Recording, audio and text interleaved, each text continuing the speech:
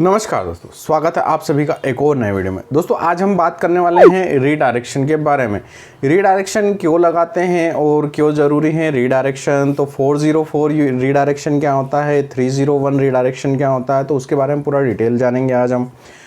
कई बार दोस्तों क्या होता है कि हमारी जो साइट होती है, हमारे जो ब्लॉग होते हैं, उसमें हम कई सारी चीज़ें हटा देते हैं मैन्युअली, और कई बार हम कुछ पोस्ट डिलीट कर देते हैं जो आउटडेटेड हो जाते हैं, या फिर कुछ कंटेंट ऐसा होता है जो हमें लगता है कि इसे नहीं रखना है तो वो हम हटा देते हैं। लेकिन बाद में जब कोई यूज़र्स उसे सर्च करके हमारे ब्लॉग पर या साइट पर आता है तो उसे 404 URL नॉट फाउंड का मैसेज मिलता है।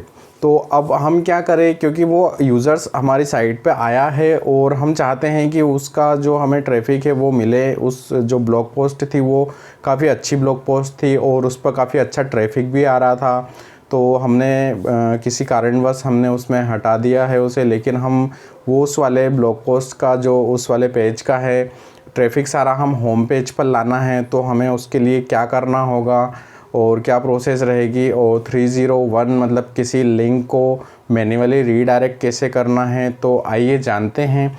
इससे पहले दोस्तों यदि आप चैनल पर नए हैं तो चैनल को सब्सक्राइब कर दीजिएगा और बेल नोटिफिकेशन को ऑन कर दीजिएगा। तो हम आ गए हैं हमारी कंप्यूटर स्क्रीन पर, और कंप्यूटर स्क्रीन पे आने के बाद में आपको लॉगिन कर लेना है। हमने पहले ही लॉगिन कर लिया है हमारे वर्डप्रेस डैशबोर्ड को, और यहाँ पर आपको डैशबोर्ड लॉगिन करने के बाद में सबसे पहले आना होगा हमें प्लगइन्स पर, और प्लगइन्स पे आने के बाद में हमें जाना है हमारे ऐड न्यू पर, और हम यहाँ पर एक प्लगइन इंस्टॉल करेंगे जो कि हमारे जितने भी 404 URL हैं, क्योंकि कई बार होता है कि हमें पता नहीं होता है, तो हम डायरेक्ट जितने भी हमारे 404 URL हैं वो हम कर देंगे इसको रीडायरेक्ट। यहाँ पर हम सर्च कर लेंगे ऑल 404 URL, तो 404 रीडायरेक्शन।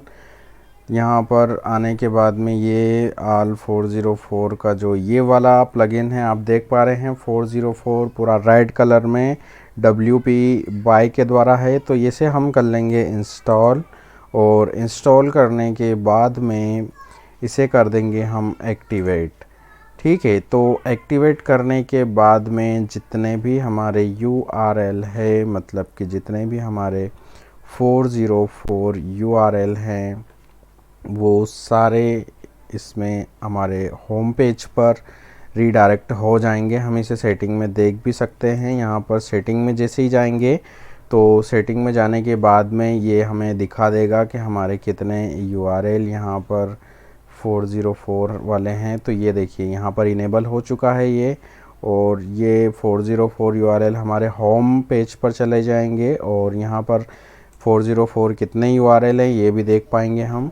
तो कई बार क्या होता है कि हम पोस्ट को हटा देते हैं और वहाँ पर 404 आने लगता है, तो हमें मैन्युअली पता नहीं होता है कई बार, इसलिए हम इसे यूज़ करते हैं। तो यहाँ पर देख पाएंगे आपके अभी कोई भी URL 404 में नहीं है। अब नेक्स्ट बात आती है कि हमें मैन्युअली कोई पर्टिकुलर एक पोस्ट को, एक लिंक को कहीं रीडायरेक्ट करना है, तो उसके लिए हमें क्या करना होगा।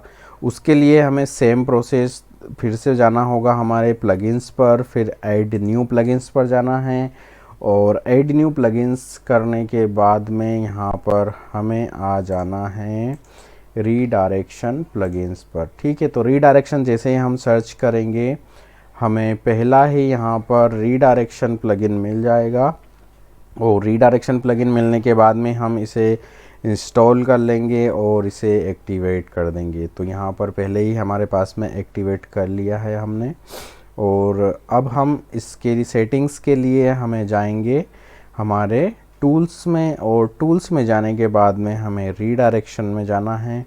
रीडायरेक्शन में हम यहाँ पर क्लिक कर देंगे, उसके बाद में इसका विंडो ओपन हो जाएगा। ओपन होने के बाद में विंडो के यहाँ पर आप देख पाएंगे इसका ये से डैशबोर्ड है सामने, और यहाँ पर हमें सोर्स URL क्वेरी वाला पार्ट दिखेगा, उसके बाद में हमें टारगेट URL।